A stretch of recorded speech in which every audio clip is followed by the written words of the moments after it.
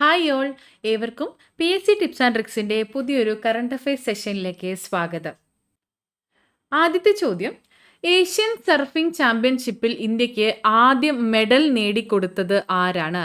Asian surfing ചാമ്പ്യൻഷിപ്പിൽ ഇന്ത്യയുടെ ആദ്യത്തെ മെഡൽ ജേതാവ് രമേശ് ബുഡിഹാൽ ആണ്. രമേശ് ബുഡിഹാൽ 2025 ഏഷ്യൻ സർഫിംഗ് ചാമ്പ്യൻഷിപ്പിൽ ഓപ്പൺ പുരുഷ വിഭാഗത്തിലാണ് ഇദ്ദേഹം രമേശ് ബുഡിഹാൽ വെങ്കല മെഡൽ നേടിയത്. വെങ്കല മെഡലാണ് കേട്ടോ, വെങ്കല മെഡൽ നേടിയത്. ഇത് തമിഴ്നാട്ടിലെ മഹാബലിപുരം ബീച്ചുകളിൽ നടന്നൊരു പരിപാടിയാണ്. ഈ ഒരു പരിപാടി കൊണ്ട്, ഈ ഒരു ഗെയിം കൊണ്ട് കോണ്ടിനെൻ്റൽ ചാമ്പ്യൻഷിപ്പിൽ ഇന്ത്യയിൽ ആദ്യത്തെ വ്യക്തിഗത മെഡലാണ് നമുക്ക് ലഭിച്ചിട്ടുള്ളത് കേട്ടോ. കോണ്ടിനെൻ്റൽ ചാമ്പ്യൻഷിപ്പിൽ ഇന്ത്യയുടെ ആദ്യത്തെ വ്യക്തിഗത മെഡലാണ് ഈ ഒരു ഏഷ്യൻ സർഫിംഗ് ചാമ്പ്യൻഷിപ്പ് വഴി ഇന്ത്യക്ക് ലഭിച്ചത്. അതാരാണ് കൊണ്ടുവന്നത്? രമേശ് ബുഡിഹാൽ ആണ്. രമേശ് ബുഡിഹാൽ ഏഷ്യൻ സർഫിംഗ് ചാമ്പ്യൻഷിപ്പിൽ ഇന്ത്യക്ക് ആദ്യ മെഡൽ നേടിത്തന്നത് രമേശ് ബുഡിഹാൽ ആണ്. 2025 ലോക ഗെയിംസിൽ ഇന്ത്യയുടെ ആദ്യ വ്യക്തിഗത മെഡൽ നേടിത്തന്ന കായിക താരം ആരാണ്? 2025 ലോക ഗെയിംസിൽ ഇന്ത്യയുടെ ആദ്യത്തെ വ്യക്തിഗത മെഡൽ നേടിയ കായിക താരമാണ് ഋഷഭ് യാദവ്. ഋഷഭ് യാദവ് ലോക ഗെയിംസിന്റെ ചരിത്രത്തിൽ തന്നെ ഇന്ത്യയുടെ ആദ്യത്തെ വ്യക്തിഗത മെഡൽ ജേതാവാണ് ഇദ്ദേഹം, ഋഷഭ് യാദവ് കേട്ടോ. ചൈനയിൽ നടന്ന 2025 ലോക ഗെയിംസിൽ പുരുഷന്മാരുടെ കോമ്പൗണ്ട് ആർച്ചറിയിലാണ് ഇദ്ദേഹം വെങ്കല മെഡൽ നേടിയിട്ട് നമുക്ക് വ്യക്തിഗത ആദ്യത്തെ മെഡൽ സ്വന്തമാക്കി തരുന്നത്. ഓക്കെ, അപ്പോൾ 2025 ലോക ഗെയിംസിൽ ഇന്ത്യയുടെ ആദ്യ വ്യക്തിഗത മെഡൽ നേടിയ കായിക താരം ഋഷഭ് യാദവ് ആണ്. ഋഷഭ് യാദവ്. സമുദ്ര ക്ഷീര മേഖലയെ സംരക്ഷിക്കുന്നതിനായി മിൽക്ക് സബ്സിഡി സ്കീം ആരംഭിച്ച ഇന്ത്യൻ സംസ്ഥാനം ഏതാണ്? ആസാം ആണ് കേട്ടോ. ആസാം. സമുദ്ര ക്ഷീര മേഖലയെ സംരക്ഷിക്കുന്നതിനായി മിൽക്ക് സബ്സിഡി സ്കീം ആരംഭിച്ച ഇന്ത്യൻ സംസ്ഥാനമാണ് ആസാം. സമുദ്ര ക്ഷീര മേഖലയെ സംരക്ഷിക്കുന്നതിനായി മിൽക്ക് സബ്സിഡി സ്കീം ആരംഭിച്ച ഇന്ത്യൻ സംസ്ഥാനം ഏതാണ്? ആസാമാണ്. ആസാം. മൈനിങ് ടൂറിസം പദ്ധതി ആരംഭിക്കുന്ന ആദ്യ ഇന്ത്യൻ സംസ്ഥാനം ഏതാണ്? മൈനിങ് ടൂറിസം പദ്ധതി ആരംഭിക്കുന്ന ആദ്യ ഇന്ത്യൻ സംസ്ഥാനമാണ് ഝാർഖണ്ഡ്. ഝാർഖണ്ഡ് ആണ് കേട്ടോ, ഝാർഖണ്ഡ്. ഇന്ത്യയിലെ ആദ്യ വേഴാമ്പൽ സംരക്ഷണ കേന്ദ്രം നിലവിൽ വരുന്നത് തമിഴ്നാട് സംസ്ഥാനത്തിലാണ്. ഏത് സംസ്ഥാനത്തിലാണ്? തമിഴ്നാടാണ്. തമിഴ്നാട്. ഇന്ത്യയിലെ ആദ്യത്തെ വേഴാമ്പൽ സംരക്ഷണ കേന്ദ്രം നിലവിൽ വരുന്നത് തമിഴ്നാട്. അപ്പോൾ ഒന്നാമത്തെ സെറ്റ് കഴിഞ്ഞിട്ടുണ്ട്, റിവൈസ് ചെയ്യാം. ഏഷ്യൻ സർഫിംഗ് ചാമ്പ്യൻഷിപ്പിൽ ഇന്ത്യക്ക് ആദ്യം മെഡൽ നേടിത്തന്നത് രമേശ് ബുഡിഹാൽ ആണ്. രമേശ് ബുഡിഹാൽ. ഏഷ്യൻ സർഫിംഗ് ചാമ്പ്യൻഷിപ്പിൽ ഇന്ത്യക്ക് ആദ്യ മെഡൽ നേടിത്തന്നത് രമേശ് ബുഡിഹാൽ ആണ്. ലോക ഗെയിംസിൽ ഇന്ത്യയുടെ ആദ്യ വ്യക്തിഗത മെഡൽ ജേതാവ് ഋഷഭ് യാദവുമാണ്. ലോക ഗെയിംസിൽ ഇന്ത്യയുടെ ആദ്യത്തെ വ്യക്തിഗത മെഡൽ സ്വന്തമാക്കിയ കായിക താരമാണ് ഋഷഭ് യാദവ്. ഋഷഭ് യാദവ്. സമുദ്ര ക്ഷീര മേഖലയെ സംരക്ഷിക്കുന്നതിനായി മിൽക്ക് സബ്സിഡി സ്കീം ആരംഭിച്ചത് ആസാമാണ്. ആസാം. മിൽക്ക് സബ്സിഡി സ്കീം ആരംഭിച്ചത് ആസാമാണ്. മൈനിങ് ടൂറിസം പദ്ധതി ആരംഭിക്കുന്ന ആദ്യ ഇന്ത്യൻ സംസ്ഥാനമാണ് Jharkhand. Mining tourism Jharkhand. Mining tourism ഝാർഖണ്ഡിൽ ആരംഭിച്ചിട്ടുള്ള പദ്ധതിയാണ്.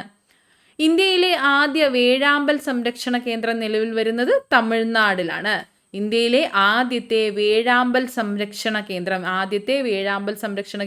തമിഴ്നാട്.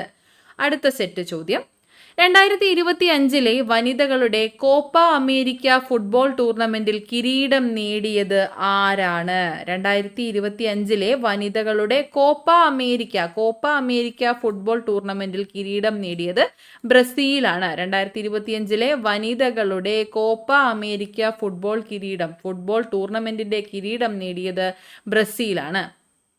റേഷൻ വ്യാപാരികളുടെ കുടുംബങ്ങളെ സഹായിക്കുന്നതിനായി ആരംഭിച്ച പദ്ധതിയുടെ പേരാണ് കാരുണ്യസ്പർശം. നമ്മൾ പദ്ധതികൾ ഒരുപാട് ചോദ്യങ്ങളിൽ കാണാറുണ്ട്. അപ്പോൾ റേഷൻ വ്യാപാരികളുടെ കുടുംബങ്ങളെ സഹായിക്കുന്നതിനായി ആരംഭിച്ച പദ്ധതിയുടെ പേരാണ് കാരുണ്യസ്പർശം. കാരുണ്യസ്പർശം. റേഷൻ കട വ്യാപാരികളുടെ കുടുംബത്തെ സഹായിക്കുന്നതിനായിട്ട് ആരംഭിച്ച പദ്ധതിയാണ് കാരുണ്യസ്പർശം. ഈ പദ്ധതിയിലൂടെ മരണാനന്തരം കുടുംബത്തിന് ധനസഹായം ലഭിക്കും. ഏകദേശം 5 ലക്ഷത്തോളം രൂപ ധനസഹായമായിട്ട് ഈ ഒരു കാരുണ്യ സ്പർശം പദ്ധതിയിലൂടെ ലഭിക്കും. അതുകൂടാതെ ചികിത്സാ സഹായ പദ്ധതിയുണ്ട്. അതിനായി ഏകദേശം 1 ലക്ഷത്തോളം രൂപയാണ് ലഭിക്കുന്നത്. ഇതുകൂടാതെ പെൺമക്കളുടെ വിവാഹം, മക്കളുടെ പഠനം, ഇതിനെല്ലാം ഈ ഒരു പദ്ധതി വഴി സഹായം ലഭിക്കുന്നതായിരിക്കും. ഓക്കെ, അപ്പോൾ റേഷൻ കട വ്യാപാരികളുടെ കുടുംബത്തെ സഹായിക്കുന്നതിനായിട്ട് ആരംഭിച്ച പദ്ധതി ഏതാണ്? കാരുണ്യ സ്പർശമാണ്. കാരുണ്യ സ്പർശം. അടുത്തതും ഒരു പദ്ധതിയാണ്. പുനർവിവാഹിതരുടെ കുട്ടികൾക്ക് അതിക്രമത്തിൽ നിന്ന് സംരക്ഷണം നൽകുന്ന പദ്ധതിയാണ് സുരക്ഷാ മിത്ര പദ്ധതി. സുരക്ഷാ മിത്ര പദ്ധതിയാണ് പുനർവിവാഹിതരായ അവരുടെ കുട്ടികൾക്കുള്ള സംരക്ഷണം ഉറപ്പുവരുത്തുന്ന പദ്ധതി. അതായത് മാതാപിതാക്കൾ പുനർവിവാഹിതരാകുമ്പോൾ ആദ്യ വിവാഹത്തിലെ കുട്ടികൾ അവഗണിക്കപ്പെടുകയും അതുപോലെ അതിക്രമത്തിന് ഇരയാവുകയും ചെയ്യുന്നുണ്ട്. അപ്പൊ ഇത്തരത്തിലുള്ള സാഹചര്യം തടയുന്നതിന് വേണ്ടിയിട്ട് പൊതുവിദ്യാഭ്യാസ വകുപ്പാണ് ഈ ഒരു കരുതൽ സംവിധാനം മുന്നോട്ട് കൊണ്ടുവന്നിട്ടുള്ളത്. പദ്ധതിയുടെ പേര് സുരക്ഷാ മിത്ര പദ്ധതി. സുരക്ഷാ മിത്ര പദ്ധതി. ഈ ഒരു പദ്ധതി എങ്ങനെയാണ് വർക്ക് ചെയ്യുന്നതെന്ന് വെച്ചാൽ, ഈ മാതാപിതാക്കൾ പുനർവിവാഹിതരാകുന്നവരുടെ കുട്ടികളുടെ ലിസ്റ്റ് തയ്യാറാക്കും. അത് മാസത്തിലൊരിക്കൽ പരിശോധിക്കുകയും കുട്ടികളുടെ വീട് സന്ദർശിക്കുകയും ചെയ്യും. പെൺകുട്ടികളുടെ വീട് അധ്യാപികയും ആൺകുട്ടികളുടെ വീട് അധ്യാപകനുമാണ് സന്ദർശിക്കുന്നത്. അപ്പോൾ ഇത്തരത്തിലുള്ള കുട്ടികളെ സംരക്ഷിക്കുന്നത്. അപ്പോൾ അതിനുവേണ്ടിയുള്ള സംവിധാനത്തിന്റെ പേരാണ് സുരക്ഷാ മിത്ര പദ്ധതി. സുരക്ഷാ മിത്ര പദ്ധതി. അപ്പോൾ പുനർവിവാഹിതരാകുന്നവരുടെ കുട്ടികൾക്ക് അതിക്രമത്തിൽ നിന്ന് സംരക്ഷണം നൽകുന്ന പദ്ധതിയുടെ പേര് സുരക്ഷാ മിത്ര പദ്ധതി. 2024 സമുദ്രജല ലഭ്യതയിൽ കേരളത്തിന്റെ സ്ഥാനം എത്രയാണ്? 2024 സമുദ്രജല ലഭ്യതയിൽ കേരളത്തിന്റെ സ്ഥാനം 3 കേട്ടോ. കേരളത്തിന്റെ സ്ഥാനം 3. സമുദ്രജല ലഭ്യതയിൽ കേരളത്തിന്റെ സ്ഥാനം വരുന്നത് 3. 2025 ഓഗസ്റ്റിലെ റിപ്പോർട്ടുകൾ പ്രകാരം ഇന്ത്യയിൽ ഏറ്റവും കൂടുതൽ വരയാടുകളുള്ള സംസ്ഥാനം ഏതാണ്? കേരളമാണ് കേട്ടോ. കേരളം. നമുക്കിതിൻ്റെ ഒരു നമ്പറും കൂടെ പഠിക്കാനുണ്ട്, നോക്കാം. 2025 ഓഗസ്റ്റിലെ റിപ്പോർട്ട് പ്രകാരം ഇന്ത്യയിൽ ഏറ്റവും കൂടുതൽ വരയാടുകളുള്ള സംസ്ഥാനം കേരളമാണ്. ഇരവികുളം നാഷണൽ പാർക്കിന്റെ 50ാം വാർഷികത്തിന്റെ ഭാഗമായി കേരളവും തമിഴ്നാടും സംയുക്തമായി നടത്തിയ സർവേയിൽ കണ്ടെത്തിയ ആകെ വരയാടുകളുടെ എണ്ണം 2668. അപ്പോൾ ഇനി ഒരു നമ്പർ നോട്ട് ചെയ്ത് വെക്കുക കേട്ടോ. ഇരവികുളം നാഷണൽ പാർക്കിന്റെ 50ാം വാർഷികമായിരുന്നു എന്നത് മനസ്സിലാക്കുക. 50ാം വാർഷികത്തിന്റെ ഭാഗമായിട്ട് കേരളവും തമിഴ്നാടും സംയുക്തമായി നടത്തിയ സർവേയിൽ കണ്ടെത്തിയ ആകെ വരയാടുകളുടെ എണ്ണം 2668. അപ്പോൾ നമ്മളിവിടെ എന്താ പറഞ്ഞേ? ഏറ്റവും കൂടുതൽ വരയാടുകളുള്ള സംസ്ഥാനം കേരളമാണ്. ഇരവികുളം നാഷണൽ പാർക്കിന്റെ 50ാം വാർഷികത്തിന്റെ ഭാഗമായിട്ട് നടത്തിയ ഒരു സർവേയിൽ കണ്ടെത്തിയ ആകെ വരയാടുകളുടെ എണ്ണം 2668. അപ്പോൾ ഇതൊന്ന് റിവൈസ് ചെയ്യാം നമുക്ക്. 2025 വനിതകളുടെ കോപ്പ അമേരിക്ക ഫുട്ബോൾ ടൂർണമെന്റിൽ കിരീടം നേടിയതാരാണ്? ബ്രസീലാണ്. ബ്രസീൽ. റേഷൻ കട വ്യാപാരികളുടെ കുടുംബത്തെ സഹായിക്കുന്നതിനായി ആരംഭിച്ച പദ്ധതിയാണ് കാരുണ്യ സ്പർശം പദ്ധതി. പുനർവിവാഹിതരുടെ കുട്ടികൾക്ക് അതിക്രമത്തിൽ നിന്ന് സംരക്ഷണം നൽകുന്ന പദ്ധതിയാണ് സുരക്ഷാ മിത്ര പദ്ധതി. സുരക്ഷാ മിത്ര പദ്ധതി. 2024 സമുദ്രജല ലഭ്യതയിൽ കേരളത്തിന്റെ സ്ഥാനം 3ാം സ്ഥാനമാണ്. 3ാം സ്ഥാനം. 2025 ഓഗസ്റ്റിലെ റിപ്പോർട്ടുകൾ പ്രകാരം ഇന്ത്യയിൽ ഏറ്റവും കൂടുതൽ വരയാടുകളുള്ള സംസ്ഥാനമാണ് കേരളം. ഇരവികുളം നാഷണൽ പാർക്കിന്റെ 50ാം വാർഷികത്തിന്റെ ഭാഗമായി കേരളവും തമിഴ്നാടും സംയുക്തമായി നടത്തിയ സർവേയിൽ കണ്ടെത്തിയ ആകെ വരയാടുകളുടെ എണ്ണം 2668. ഓക്കെ, അപ്പം അടുത്ത സെറ്റ് ഓൾറെഡി ആരംഭിച്ചു. നോക്കാം അടുത്ത ചോദ്യം. രാജ്യത്തെ ആദ്യ ന്യൂറോ ഡൈവേഴ്സിറ്റി കോ വർക്കിംഗ് സ്പേസ് നിലവിൽ വരുന്നത് എവിടെയാണ്? കൊച്ചിയിലാണ് കേട്ടോ, കൊച്ചിയിലാണ്. രാജ്യത്തെ തന്നെ ആദ്യത്തെ ന്യൂറോ ഡൈവേഴ്സിറ്റി കോ വർക്കിംഗ് സ്പേസ് നിലവിൽ വരുന്നത് കൊച്ചിയിലാണ്. ഇന്ത്യയിലെ തന്നെ ആദ്യത്തെ ന്യൂറോ ഡൈവേഴ്സിറ്റി കോ വർക്കിംഗ് സ്പേസ് ആണ് കൊച്ചിയിൽ ആരംഭിച്ചിട്ടുള്ളതെന്ന് ഓർത്തിരിക്കുക. മലയാറ്റൂർ ട്രസ്റ്റിന്റെ സാഹിത്യ പുരസ്കാരം നേടിയ എഴുത്തുകാരൻ ആരാണ്? മലയാറ്റൂർ ട്രസ്റ്റിന്റെ സാഹിത്യ പുരസ്കാരം ഈ വർഷം നേടിയിട്ടുള്ളത് സന്തോഷ് കുമാർ ആണ്. സന്തോഷ് കുമാർ. തപോമയിയുടെ അച്ഛൻ എന്ന നോവലിനാണ് ഇദ്ദേഹത്തിന് മലയാറ്റൂർ ട്രസ്റ്റിന്റെ സാഹിത്യ പുരസ്കാരം ലഭിച്ചിട്ടുള്ളത് കേട്ടോ. തപോമയിയുടെ അച്ഛൻ എന്ന നോവലിനാണ് ഇദ്ദേഹത്തിന് പുരസ്കാരം ലഭിച്ചിട്ടുള്ളത്. 25,000 രൂപയാണ് പുരസ്കാര തുകയായിട്ട് ഉള്ളത്. ഓക്കെ. സംസ്ഥാന സർക്കാരിന്റെ ഇന്റർനെറ്റ് സേവന ദാതാക്കളായ കെ ഫോണിന്റെ ഭാഗ്യചിഹ്നം എന്താണ്? കെ ഫോണിന്റെ ഭാഗ്യചിഹ്നം ഫിബോ എന്ന കടുവയാണ് കേട്ടോ. ഫിബോ ആണ് കെ ഫോണിന്റെ ഭാഗ്യചിഹ്നം. ഫോൺ ഫിബോ കേൾക്കാൻ ഒരു പ്രാസം പോലെ ഉണ്ട് അല്ലേ?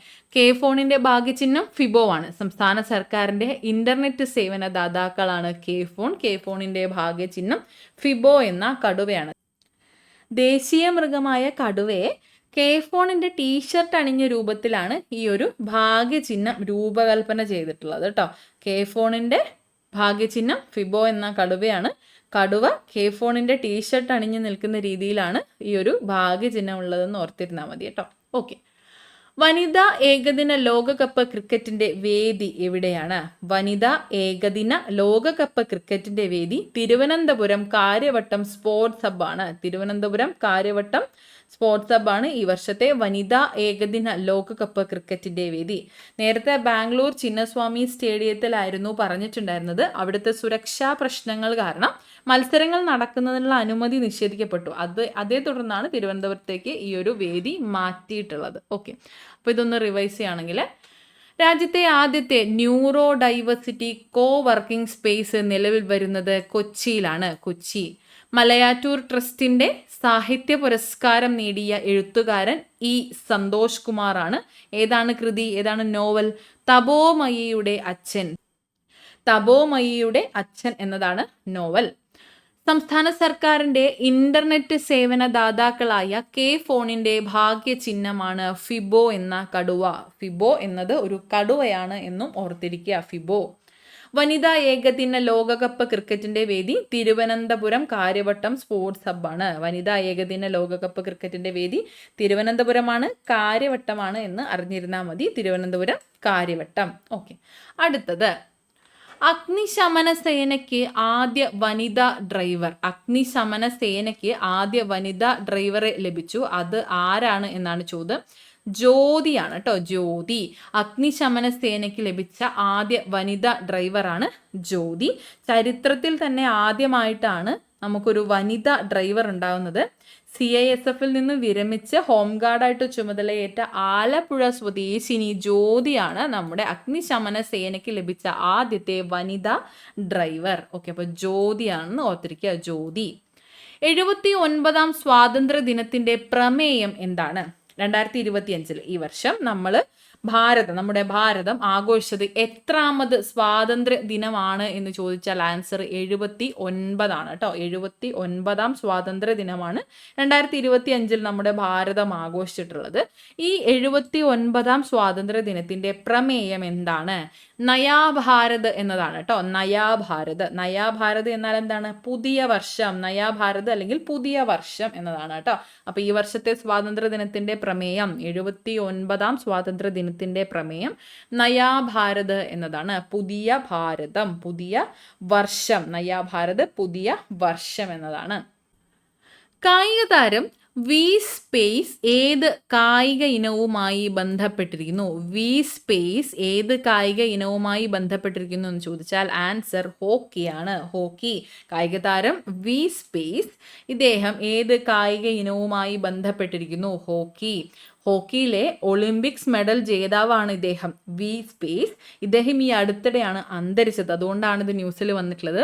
വി സ്പേസ് ഏത് കായിക ഇനവുമായി ബന്ധപ്പെട്ടിരിക്കുന്നു? ഹോക്കിയാണ് കേട്ടോ.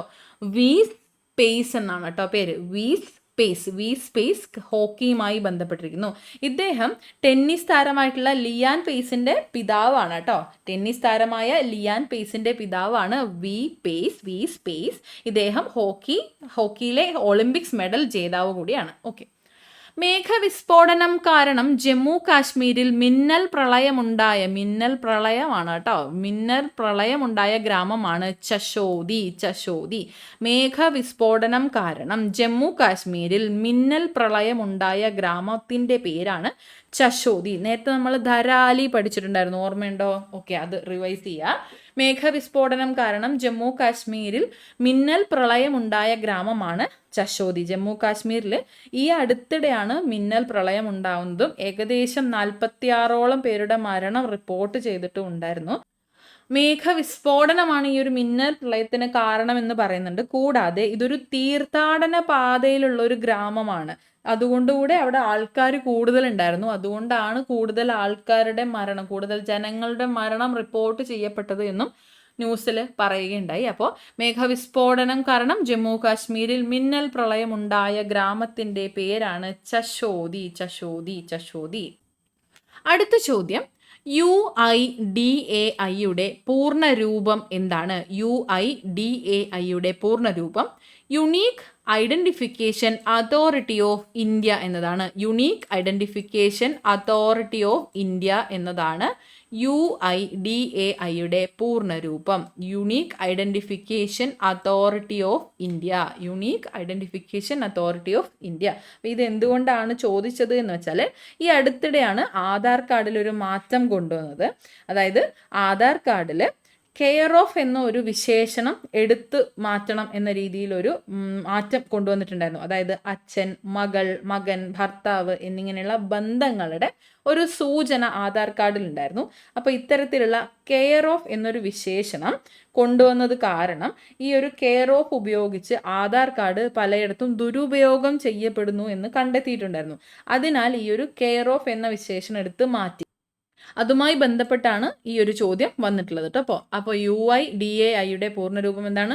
Unique identification authority of India. Okay, അപ്പോൾ അതൊന്ന് റിവൈസ് ചെയ്യാം. അഗ്നിശമന സേനയ്ക്ക് ആദ്യത്തെ വനിതാ ഡ്രൈവർ ആരാണ്? ജ്യോതിയാണ് കേട്ടോ, ജ്യോതി. 79ാം സ്വാതന്ത്ര്യ ദിനത്തിന്റെ പ്രമേയം നയാ ഭാരതാണ്, നയാ ഭാരത്. കായിക താരം വി സ്പേസ് ഏത് കായിക ഇനവുമായി ബന്ധപ്പെട്ടിരിക്കുന്നു? ഹോക്കിയാണ്, ഹോക്കി. മേഘവിസ്ഫോടനം കാരണം ജമ്മു കാശ്മീരിൽ മിന്നൽ പ്രളയമുണ്ടായ ഗ്രാമമാണ് ചശോദി.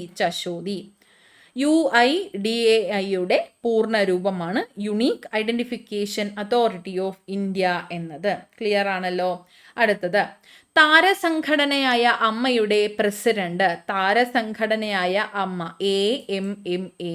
ഈ അടുത്തിടെയാണ് ഇലക്ഷനൊക്കെ നടന്നത്, നമ്മൾ ന്യൂസിൽ കണ്ടിട്ടുള്ളതാണ്. ആരാണ് ഇപ്പോഴത്തെ നിലവിലെ അമ്മയുടെ പ്രസിഡന്റ്? ശ്വേതാ മേനോനാണ്, ശ്വേതാ മേനോൻ. എന്താണ് AMMAയുടെ പൂർണ്ണ രൂപം? Association of Malayalam movie artist എന്നാണ് കേട്ടോ പൂർണ്ണ രൂപമായിട്ട് വരുന്നത്. അപ്പോൾ സംഘടനയുടെ പ്രസിഡന്റ് ശ്വേതാ മേനോനാണ്. Secretary Kukku Parameswaran, joint secretary Ansiba Hasan, vice president Lakshmi Priya. ഇവരാണ് അമ്മയുടെ തലപ്പത്തുള്ള ഇപ്പോഴത്തെ നേതാക്കൾ. അപ്പോൾ താരസംഘടനയായ അമ്മയുടെ പ്രസിഡന്റ് ശ്വേതാ മേനോനാണ്. പൂർണ്ണ രൂപം association of Malayalam movie artist എന്നതാണ്. അടുത്തത്, തുടർച്ചയായി 12 തവണ സ്വാതന്ത്ര്യദിന പ്രസംഗം നടത്തിയത് ആരാണ്? നരേന്ദ്രമോദിയാണ്. നരേന്ദ്രമോദി. ഏറ്റവും ദൈർഘ്യമായ പ്രസംഗവും നരേന്ദ്രമോദിയുടെ തന്നെയാണ്. തുടർച്ചയായി 12 തവണ സ്വാതന്ത്ര്യദിന പ്രസംഗം നടത്തിയത് നരേന്ദ്രമോദിയാണ്. ഇദ്ദേഹം ഇന്ദിരാഗാന്ധി തുടർച്ചയായിട്ട് 1966 മുതൽ 77 വരെ തുടർച്ചയായി 11 തവണ സന്ദേശം നൽകിയിട്ടുണ്ടായിരുന്നു. അതിനുശേഷം ഒരു ഗ്യാപ്പിന് ശേഷം ഇന്ദിരാഗാന്ധി പ്രസംഗം നടത്തിയിരുന്നു. എങ്കിലും തുടർച്ചയായി 12 തവണ സ്വാതന്ത്ര്യദിന സന്ദേശം നൽകി എന്ന റെക്കോർഡ് ഇപ്പോൾ നരേന്ദ്രമോദിക്കാണ് തുടർച്ചയായിട്ട്. പക്ഷേ ഏറ്റവും കൂടുതൽ തവണ പ്രസംഗം നടത്തിയത് ജവഹർലാൽ നെഹ്റു ആണ്. അദ്ദേഹം ഏകദേശം 17 തവണ 1947 മുതൽ 63 വരെ 17 തവണയാണ് പ്രസംഗിച്ചിട്ടുള്ളത്. അതുകൊണ്ട് തന്നെ തൊട്ട് മുന്നിൽ ജവഹർലാൽ നെഹ്റു ആണ്, അതിനുശേഷമാണ് നരേന്ദ്രമോദി ഉള്ളത്. ഏറ്റവും ദൈർഘ്യമേറിയ പ്രസംഗം നടത്തിയത് നരേന്ദ്രമോദി തന്നെയാണ് കേട്ടോ. 103 മിനിറ്റ് പ്രസംഗിച്ചാണ് അദ്ദേഹം ദൈർഘ്യമേറിയ പ്രസംഗം എന്ന ഒരു റെക്കോർഡ് സ്വന്തമാക്കിയിട്ടുള്ളത്. അപ്പോൾ 103 മിനിറ്റ് പ്രസംഗിച്ച് ഏറ്റവും ദൈർഘ്യമേറിയ സ്വാതന്ത്ര്യദിന പ്രസംഗം നടത്തിയത് ആര് എന്ന് ചോദിച്ചാൽ നരേന്ദ്രമോദിയാണ്. തുടർച്ചയായി 12 തവണ സ്വാതന്ത്ര്യദിന പ്രസംഗം നടത്തിയതും നരേന്ദ്രമോദിയാണ്. നെഹ്റു 17 തവണ പ്രസംഗിച്ചിട്ടുമുണ്ട്, അതും ഓർത്തിരിക്കുക കേട്ടോ. അടുത്ത ചോദ്യം, മുതിർന്ന പൗരന്മാർ നേരിടുന്ന പരാതികളും പ്രശ്നങ്ങളും പരിഹരിക്കുന്നതിനായി സാമൂഹ്യനീതി വകുപ്പ് ഒരുക്കുന്ന സമഗ്ര പദ്ധതിയാണ് വയോരക്ഷാ പദ്ധതി. വയോരക്ഷാ പദ്ധതി. അപ്പോൾ പിന്നീടും ഒരു പദ്ധതി വന്നിട്ടുണ്ട്, അപ്പോൾ അതൊന്ന് ശ്രദ്ധിക്കുക. മുതിർന്ന പൗരന്മാർ നേരിടുന്ന പരാതികളും പ്രശ്നങ്ങളും പരിഹരിക്കുന്നതിനായി സാമൂഹ്യനീതി വകുപ്പ് ഒരുക്കുന്ന പദ്ധതിയുടെ പേര് വയോരക്ഷ. വയോജനങ്ങൾക്കുള്ള രക്ഷയാണ് വയോരക്ഷ. അപ്പോൾ ഈ നമ്മുടെ സമൂഹത്തിൽ വയോജനങ്ങളുടെ എണ്ണം കൂടിക്കൂടി വരുന്ന സാഹചര്യത്തിൽ സംസ്ഥാനത്ത് വയോജനങ്ങളുടെ ക്ഷേമത്തിനും സംരക്ഷണത്തിനും പ്രത്യേക പരിഗണന നൽകുന്നതിന് വേണ്ടിയിട്ടാണ് സാമൂഹ്യനീതി വകുപ്പ് ഈ ഒരു പദ്ധതി നടപ്പിലാക്കി വരുന്നത്. പ്രധാനമായും ഒറ്റപ്പെട്ട് ജീവിക്കുന്ന, അതായത് തുണയില്ലാതെ പങ്കാളികളിൽ ഒരാൾ മരിച്ചു പോവുകയോ അല്ലെങ്കിൽ ശാരീരികമായ ബുദ്ധിമുട്ടുകൾ അനുഭവപ്പെടുകയോ ചെയ്യുന്ന ഒറ്റയ്ക്ക് താമസിക്കുന്ന പൗരന്മാർക്കൊക്കെ അടിയന്തര സഹായം, അടിയന്തര വൈദ്യസഹായം ഉറപ്പുവരുത്തുക, പുനരധിവാസം ഉറപ്പുവരുത്തുക, അതുപോലെ കെയർ ഗിവേഴ്സിൻ്റെ സഹായം ഉറപ്പുവരുത്തുക, അത്യാവശ്യ ഘട്ടങ്ങളിൽ അവർക്ക് നിയമസഹായം വരെ എത്തിക്കുക എന്നതൊക്കെയാണ് ഈ ഒരു പദ്ധതി പ്രധാനമായിട്ടും ലക്ഷ്യമിടുന്നത്. ഈ ഒരു പദ്ധതി പ്രകാരം ആദ്യം ബി പി എൽ വിഭാഗത്തിൽപ്പെടുന്ന വയോജനങ്ങൾക്കായിരുന്നു സഹായം നൽകിയിരുന്നത്. എന്നാൽ പിന്നീട് അത് മാറ്റിയിട്ടുണ്ട്. പിന്നീട് വന്ന മാനദണ്ഡങ്ങളിൽ വളരെ കുറച്ച് പേർക്ക് മാത്രമേ ഈ ഒരു പദ്ധതി പ്രകാരം സഹായം ലഭിക്കുന്നുള്ളൂ എന്ന കണക്കുകൾ കാണാനിട വന്നപ്പോൾ ഇതിലൊരു സർക്കുലർ, സാമൂഹ്യനീതി ഡയറക്ടറേറ്റ് ഒരു സർക്കുലർ ഇറക്കിക്കൊണ്ട് ഈ ഒരു ആനുകൂല്യം BPLകാർക്ക് മാത്രമല്ല അല്ലാത്ത വയോജനങ്ങൾക്കും ഉപയോഗപ്രദമാകുന്ന രീതിയിൽ മാറ്റിയിട്ടുണ്ട്. ഓക്കെ, അപ്പോൾ വയോജനങ്ങൾക്കുള്ള, മുതിർന്ന പൗരന്മാർക്കുള്ള, വയോജനങ്ങൾക്ക് ഉള്ള പരാതികളും പ്രശ്നങ്ങളും ഒക്കെ പരിഹരിക്കുന്നതിന് വേണ്ടി കൊണ്ടുവന്ന പദ്ധതിയാണ് എന്ത്? വയോരക്ഷാ പദ്ധതി. വയോരക്ഷാ പദ്ധതി. ഓക്കെ, സംസ്ഥാനത്തെ ആദ്യത്തെ സാനിറ്ററി വേസ്റ്റ് എനർജി പ്ലാന്റ് നിലവിൽ വരുന്നത് എവിടെയാണ്? വർക്കലയിലാണ് കേട്ടോ. വർക്കല. സംസ്ഥാനത്തെ ആദ്യത്തെ സാനിറ്ററി വേസ്റ്റ് എനർജി പ്ലാന്റ് നിലവിൽ വരുന്നത് വർക്കലയിലാണ്. വർക്കല. മലിനീകരണ നിയന്ത്രണ ബോർഡിൻ്റെ അനുമതിയോടുകൂടിയാണ് ഈ ഒരു സാനിറ്ററി വേസ്റ്റ് എനർജി പ്ലാന്റ് നിലവിൽ വരുന്നത്. ഈ പദ്ധതി ഗാർഹിക, മെഡിക്കൽ, ബയോമെഡിക്കൽ, സാനിറ്ററി മാലിന്യങ്ങളായിട്ടുള്ള ഡയപ്പറുകൾ, സാനിറ്ററി പാഡുകൾ, അതുപോലെ പുനരുപയോഗ സാധ്യതയില്ലാത്ത തുണികൾ, മുടി എന്നിവയുടെയൊക്കെ ശാസ്ത്രീയമായ നിർമ്മാർജ്ജനമാണ് ഈ പ്ലാന്റ് കൊണ്ട് ഉദ്ദേശിക്കുന്നത്. അപ്പോൾ എന്തുകൊണ്ടും ഇത് ഉപയോഗപ്രദമായിട്ടുള്ള ഒരു പ്ലാന്റ് ആണ്. ആദ്യമായി ആരംഭിക്കുന്നത് എവിടെയാണ്? വർക്കലയിലാണ്. വർക്കല. ആദ്യത്തെ sanitary waste to energy plant നിലവിൽ വരുന്നത് വർക്കലയിലാണ്. അയ്യങ്കാളി പ്രതിഭാ പുരസ്കാരത്തിന് അർഹയായത് ആരാണ്? പ്രസീത ചാലക്കുടിയാണ് കേട്ടോ. പ്രസീത ചാലക്കുടി. അയ്യങ്കാളി പ്രതിഭാ പുരസ്കാരമാണ് നൽകുന്നത് ആരാണ്?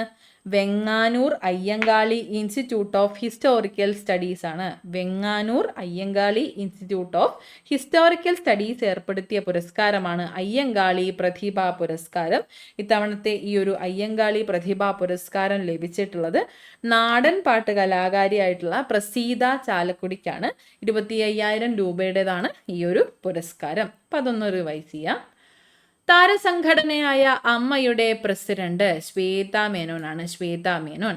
തുടർച്ചയായി 12 തവണ സ്വാതന്ത്ര്യദിന പ്രസംഗം നടത്തിയത് നരേന്ദ്രമോദിയാണ്. നരേന്ദ്രമോദി. മുതിർന്ന പൗരന്മാർ നേരിടുന്ന പരാതികളും പ്രശ്നങ്ങളും പരിഹരിക്കുന്നതിനായി സാമൂഹ്യനീതി വകുപ്പ് ഒരുക്കുന്ന സമഗ്ര പദ്ധതിയുടെ പേരാണ് വയോരക്ഷാ പദ്ധതി. വയോരക്ഷാ പദ്ധതി. സംസ്ഥാനത്തെ ആദ്യത്തെ സാനിറ്ററി വേസ്റ്റ് എനർജി പ്ലാന്റ് നിലവിൽ വരുന്നത് വർക്കലയിലാണ്. വർക്കല. അയ്യങ്കാളി പ്രതിഭാ പുരസ്കാരത്തിന് അർഹയായത് പ്രസീത ചാലക്കുടിയാണ്. പ്രസീത ചാലക്കുടി. ഓക്കെ, അടുത്ത സെറ്റ് ചോദ്യം. കാർഷിക മേഖലയിലെ മികച്ച പ്രവർത്തനം കാഴ്ചവെക്കുന്ന തദ്ദേശ സ്വയംഭരണ സ്ഥാപനത്തിനുള്ള സി അച്യുതമേനോൻ പുരസ്കാരം ലഭിച്ചത് വയനാട് മീനങ്ങാടി ഗ്രാമപഞ്ചായത്തിനാണ്. അപ്പോൾ സി അച്യുതമേനോൻ പുരസ്കാരം എന്തിനുള്ളതാണ്? കാർഷിക മേഖലയിലെ മികച്ച പ്രവർത്തനം കാഴ്ചവെക്കുന്ന തദ്ദേശ സ്വയംഭരണ സ്ഥാപനത്തിനുള്ള പുരസ്കാരമാണ്. അത് ലഭിച്ചത് ആർക്കാണ്? വയനാട് ജില്ലയിലെ മീനങ്ങാടി ഗ്രാമപഞ്ചായത്തിനാണ്. വയനാട് ജില്ലയിലെ മീനങ്ങാടി ഗ്രാമപഞ്ചായത്തിനാണ് ഈ വർഷത്തെ സി അച്യുതമേനോൻ പുരസ്കാരം ലഭിച്ചിട്ടുള്ളത്. ഓക്കെ, കാർഷിക മേഖലയിലെ മികച്ച പ്രവർത്തനം കാഴ്ചവെക്കുന്ന തദ്ദേശ സ്വയംഭരണ സ്ഥാപനത്തിനുള്ള പുരസ്കാരമാണ് സി അച്യുതമേനോൻ പുരസ്കാരം. സി അച്യുതമേനോൻ പുരസ്കാരം ലഭിച്ചിട്ടുള്ളത് വയനാട് ജില്ലയിലെ മീനങ്ങാടി ഗ്രാമപഞ്ചായത്തിനാണ്. 10 ലക്ഷം രൂപയാണ് കേട്ടോ ഈ ഒരു പുരസ്കാര തുക എന്ന് പറയുന്നത്. 10 ലക്ഷമാണ്. 10 ലക്ഷം തുകയുടെ പുരസ്കാരമാണ് ഈ ഒരു അച്യുതമേനോൻ, സി അച്യുതമേനോൻ പുരസ്കാരം എന്ന് പറയുന്നത്. ഇന്ത്യയിലെ ആദ്യത്തെ സ്ലാലോ കോഴ്സ് സ്ഥാപിതമാകുന്ന സംസ്ഥാനം ഏതാണ്? ഇന്ത്യയിലെ ആദ്യത്തെ സ്ലാലോ കോഴ്സ് സ്ഥാപിതമാകുന്നത് മേഘാലയയിലെ ഉമിയാം റിവറിലാണ്. ഓക്കെ, മേഘാലയയിലെ ഉമിയാം റിവറിലാണ് ഇന്ത്യയിലെ ആദ്യത്തെ സ്ലാലോ കോഴ്സ് സ്ഥാപിതമാകുന്നത്. എവിടെയാണ്? മേഘാലയാണ്. റിവർ ഏതാണ്? ഉമിയാം റിവറാണ്. ഓക്കെ, ഷിൻമോഡേക്ക് അഗ്നിപർവ്വതം എവിടെയാണ് സ്ഥിതി ചെയ്യുന്നത്? ഷിൻമോഡേക്ക് എന്ന അഗ്നിപർവ്വതം സ്ഥിതി ചെയ്യുന്ന രാജ്യമാണ് ജപ്പാൻ. ഈ ഒരു അഗ്നിപർവ്വതം 2025 ഓഗസ്റ്റില് ഷിൻമോഡേക്ക് അഗ്നിപർവ്വതം പൊട്ടിത്തെറിച്ചു. അതുകൊണ്ടാണ് ഇത് ന്യൂസിൽ വന്നത്. അപ്പോൾ ഇങ്ങനെ ചോദിക്കാൻ സാധ്യതയുണ്ട്. ഷിൻമോഡേക്ക് അഗ്നിപർവ്വതം ഏത് രാജ്യത്ത് സ്ഥിതി ചെയ്യുന്നു? എവിടെയാണ്? ജപ്പാനിലാണ്. ജപ്പാൻ. ഷിൻമോഡേക്ക് ജാപ്പനീസ് പേരായിട്ട് നമുക്ക് ഓർത്ത് വെക്കാവുന്നതേ ഉള്ളൂ എന്ന് തോന്നുന്നു അല്ലേ? ഷിൻമോഡേക്ക് അഗ്നിപർവ്വതം ജപ്പാനിൽ സ്ഥിതി ചെയ്യുന്നു. ഓക്കെ, സംസ്ഥാനത്ത് ആദ്യമായി ഹരിത ബജറ്റ് അവതരിപ്പിക്കാൻ ഒരുങ്ങുന്ന കോർപ്പറേഷൻ ഏതാണ്? സംസ്ഥാനത്ത് ആദ്യമായി ഹരിത ബജറ്റ് അവതരിപ്പിക്കാൻ ഒരുങ്ങുന്ന കോർപ്പറേഷനാണ് തിരുവനന്തപുരം കോർപ്പറേഷൻ. സംസ്ഥാനത്ത് ആദ്യമായി ഹരിത ബജറ്റ് അവതരിപ്പിക്കുന്നത് തിരുവനന്തപുരം കോർപ്പറേഷനാണ്. തിരുവനന്തപുരം കോർപ്പറേഷൻ. ഓക്കെ, നമുക്ക് ഈ ഒരു പോയിന്റ് കൂടെ ആഡ് ചെയ്തിട്ട് റിവൈസ് ചെയ്യാം കേട്ടോ. സമുന്നതി ഈ യാത്രാ പദ്ധതി എന്തുമായി ബന്ധപ്പെട്ടിരിക്കുന്നു എന്നതാണ് ചോദ്യം. സമുന്നതി എന്ന പദ്ധതി, ഈ ഒരു പദ്ധതി മുന്നോക്ക വിഭാഗവുമായി ബന്ധപ്പെട്ടതാണ് എന്ന് നമുക്ക് അറിയാൻ പറ്റുകയാണെങ്കിൽ ഓപ്ഷനിൽ നിന്ന് നമുക്കിത് കണ്ടെത്താൻ പറ്റും. സമുന്നതി എന്നാൽ മുന്നോക്ക വിഭാഗത്തിലെ സാമ്പത്തികമായി പിന്നോക്കം നിൽക്കുന്നവർക്ക് വേണ്ടിയുള്ള ഒരു പദ്ധതിയാണ് സമുന്നതി. ഓക്കെ, അപ്പോൾ സമുന്നതി ഈ യാത്രാ പദ്ധതി എന്നത് ഇത്തരം വിഭാഗത്തിലുള്ള മുന്നോക്ക വിഭാഗത്തിലെ സാമ്പത്തികമായി പിന്നോക്കം നിൽക്കുന്നവർക്കുള്ള വനിതകൾക്ക് ഓട്ടോറിക്ഷ വാങ്ങാൻ സഹായം നൽകുന്ന പദ്ധതിയാണ്. ഈ ഓട്ടോറിക്ഷ വാങ്ങുന്നതിനായിട്ട് സഹായം നൽകുന്ന പദ്ധതിയാണ് സമുന്നതി ഈ യാത്രാ പദ്ധതി. ഈ ഒരു പദ്ധതി, സമുന്നതി ഈ യാത്രാ പദ്ധതി, പൊതുഭരണ വകുപ്പിന് കീഴിലുള്ള Kerala welfare corporation four forward community limited ആണ്. അവരുടെ നേതൃത്വത്തിലാണ് പദ്ധതി തുടക്കം കുറിച്ചിട്ടുള്ളത്. അപ്പോൾ ഈ ഒരു വിഭാഗത്തിൽപ്പെട്ട വനിതകൾക്ക് ഓട്ടോറിക്ഷ വാങ്ങുന്നതിന് സഹായം നൽകുന്ന പദ്ധതിയാണ് സമുന്നതി ഈ യാത്രാ പദ്ധതി എന്നത്. അപ്പോൾ ഇനി റിവൈസ് ചെയ്യാം അല്ലേ. കാർഷിക മേഖലയിലെ മികച്ച പ്രവർത്തനം കാഴ്ചവെക്കുന്ന തദ്ദേശ സ്വയംഭരണ സ്ഥാപനത്തിനുള്ള സി അച്യുതമേനോൻ പുരസ്കാരം ലഭിച്ചത് ആർക്കാണ്? വയനാട് മീനങ്ങാടി ഗ്രാമപഞ്ചായത്തിനാണ്. വയനാട് ജില്ലയിലെ മീനങ്ങാടി ഗ്രാമപഞ്ചായത്തിനാണ്. 10 ലക്ഷം രൂപയാണ് പുരസ്കാര തുക. ഇന്ത്യയിലെ ആദ്യത്തെ സ്ലാലോ കോഴ്സ് സ്ഥാപിതമാകുന്ന സംസ്ഥാനം മേഘാലയ. ഇന്ത്യയിലെ ആദ്യത്തെ സ്ലാലോ കോഴ്സ് സ്ഥാപിതമാകുന്നത് മേഘാലയ. ഷിൻമോഡേക്ക് അഗ്നിപർവ്വതം സ്ഥിതി ചെയ്യുന്ന രാജ്യം ജപ്പാനാണ്. സംസ്ഥാനത്ത് ആദ്യമായി ഹരിത ബജറ്റ് അവതരിപ്പിക്കാൻ ഒരുങ്ങുന്ന കോർപ്പറേഷൻ തിരുവനന്തപുരം. സമുന്നതി ഈ യാത്രാ പദ്ധതി എന്തുമായി ബന്ധപ്പെട്ടിരിക്കുന്നു? മുന്നോക്ക വിഭാഗത്തിലെ സാമ്പത്തികമായി പിന്നോക്കം നിൽക്കുന്ന വനിതകൾക്ക് ഈ ഓട്ടോറിക്ഷ വാങ്ങുന്നതിനായി സഹായം നൽകുന്ന പദ്ധതിയാണ് സമുന്നതി ഇ യാത്ര പദ്ധതി. ഓക്കെ, അടുത്തത് വിശ്വസുന്ദരി പട്ട മത്സരത്തിൽ പാലസ്തീനെ പ്രതിനിധാനം ചെയ്യുന്ന ആദ്യ വ്യക്തിയാണ് ആര്? നദീൻ അയ്യൂബ്. നദീൻ അയ്യൂബ് വിശ്വസുന്ദരി പട്ട മത്സരത്തിൽ പാലസ്തീനിൽ നിന്ന് ചരിത്രത്തിൽ ആദ്യമായാണ് വിശ്വസുന്ദരി പട്ട മത്സരത്തിന്റെ 73 വർഷത്തെ ചരിത്രത്തിൽ ആദ്യമായിട്ടാണ് പാലസ്തീനെ പ്രതിനിധാനം ചെയ്തുകൊണ്ട് ആദ്യമായൊരു വ്യക്തി വരുന്നത്. പാലസ്തീൻ മോഡലായിട്ടുള്ള നദീൻ അയ്യൂബ് വിശ്വസുന്ദരി പട്ട മത്സരത്തിന്റെ ചരിത്രത്തിലെ തന്നെ ആദ്യത്തെ പാലസ്തീനിയൻ മോഡലാണ് Nadine Ayoub. Okay, Nadine Ayoub വിശ്വസുന്ദരി പട്ട മത്സരത്തിൽ പാലസ്തീനെ പ്രതിനിധാനം ചെയ്യുന്ന ആദ്യ വ്യക്തിയാണ് നദീൻ അയ്യൂബ്.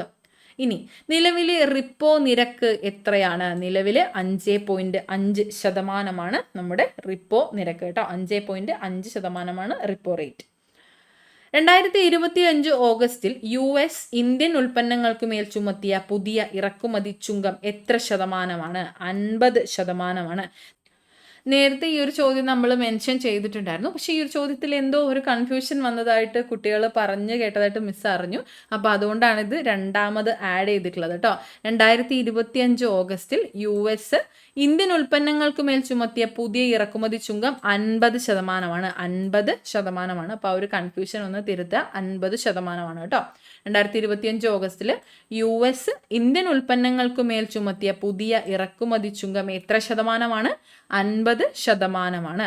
ഇനി 2025 കാലിഗ്രാഫി ഫെസ്റ്റിവൽ ഓഫ് കേരളയുടെ വേദി കൊച്ചിയാണ് കേട്ടോ. കൊച്ചി 2025 കാലിഗ്രാഫി ഫെസ്റ്റിവൽ ഓഫ് കേരളയുടെ വേദി കൊച്ചിയിലാണ്. കൊച്ചി. 2025 ഓഗസ്റ്റിൽ അന്തരിച്ച എൽ ഗണേശൻ ഏത് സംസ്ഥാനത്തെ ഗവർണറായിരുന്നു? എൽ ഗണേശൻ നാഗാലാൻഡ് സംസ്ഥാനത്തെ ഗവർണറായിരുന്നു. അദ്ദേഹം ഈ അടുത്തിടെയാണ് അന്തരിച്ചത്. എൽ ഗണേശൻ നാഗാലാൻഡ് സംസ്ഥാനത്തെ ഗവർണറായിരുന്നു. അപ്പൊ ഇതൊന്ന് റിവൈസ് ചെയ്യാം. വിശ്വസുന്ദരി പട്ട മത്സരത്തിൽ പാലസ്തീനെ പ്രതിനിധാനം ചെയ്യുന്ന ആദ്യ വ്യക്തിയാണ് പാലസ്തീനിയൻ മോഡലായ നദീൻ അയ്യൂബ്. നിലവിലെ റിപ്പോ നിരക്ക് 5.5%, 5.5%. 2025 ഓഗസ്റ്റിൽ US ഇന്ത്യൻ ഉൽപ്പന്നങ്ങൾക്ക് മേൽ ചുമത്തിയ പുതിയ ഇറക്കുമതി ചുങ്കം എത്ര ശതമാനമാണ്? 50%. 50%. 2025 കാലിഗ്രഫി ഫെസ്റ്റിവൽ ഓഫ് കേരളയുടെ വേദി കൊച്ചിയാണ്. കൊച്ചി. 2025 ഓഗസ്റ്റിൽ അന്തരിച്ച എൽ ഗണേശൻ ഏത് സംസ്ഥാനത്തെ ഗവർണറായിരുന്നു? നാഗാലാൻഡ് സംസ്ഥാനം. ഓക്കെ, അടുത്തത് സംസ്ഥാനത്തെ ആദ്യത്തെ ജില്ലാ ജല ബജറ്റ് തയ്യാറാക്കുന്നത് ഏത് ജില്ലയാണ്? കണ്ണൂരാണ് കേട്ടോ. കണ്ണൂർ സംസ്ഥാനത്തെ തന്നെ ആദ്യത്തെ ജില്ലാ ജല ബജറ്റ് തയ്യാറാക്കുന്നത് കണ്ണൂരാണ്. കണ്ണൂർ.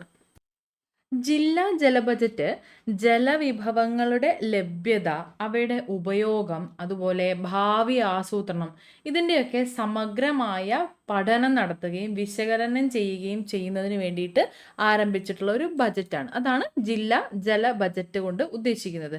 അത് ആദ്യമായി കൊണ്ടുവരുന്നത് അല്ലെങ്കിൽ തയ്യാറാക്കുന്നത് കണ്ണൂർ ജില്ലയാണ് കേട്ടോ. കണ്ണൂർ സംസ്ഥാനത്തെ ആദ്യത്തെ ജില്ലാ ജല ബജറ്റ് തയ്യാറാക്കുന്നത് കണ്ണൂർ ജില്ലയാണ്. കണ്ണൂർ. രാജ്യത്തെ ആദ്യ സമ്പൂർണ്ണ ഡിജിറ്റൽ സാക്ഷര സംസ്ഥാനമായി മാറുന്നത് കേരളമാണ്. കേരളം രാജ്യത്തെ ആദ്യത്തെ സമ്പൂർണ്ണ ഡിജിറ്റൽ സാക്ഷര സംസ്ഥാനമാണ് കേട്ടോ. ഡിജിറ്റൽ സാക്ഷര സംസ്ഥാനമായി മാറുന്നത് കേരളം. സമ്പൂർണ്ണ ഡിജിറ്റൽ സാക്ഷരതാ മിഷനൊക്കെ ഉണ്ടായിരുന്നില്ലേ, ഇതിൻ്റെയൊക്കെ ഭാഗമായിട്ടാണ് ഈ ഒരു വിജയം കൈവരിക്കാനായിട്ട് നമുക്ക് കഴിഞ്ഞിട്ടുള്ളത്. അപ്പോൾ രാജ്യത്തെ തന്നെ ആദ്യത്തെ സമ്പൂർണ്ണ ഡിജിറ്റൽ സാക്ഷര സംസ്ഥാനമായി മാറുന്നത് നമ്മുടെ കേരളമാണ്. ദേശീയ സുരക്ഷാ ഉപദേശക സമിതിയുടെ ചെയർമാനായി 2025 കേന്ദ്ര സർക്കാർ 2025 നിയമിച്ചത് ആരെയാണ്? ആലോക് ജോഷിയാണ്.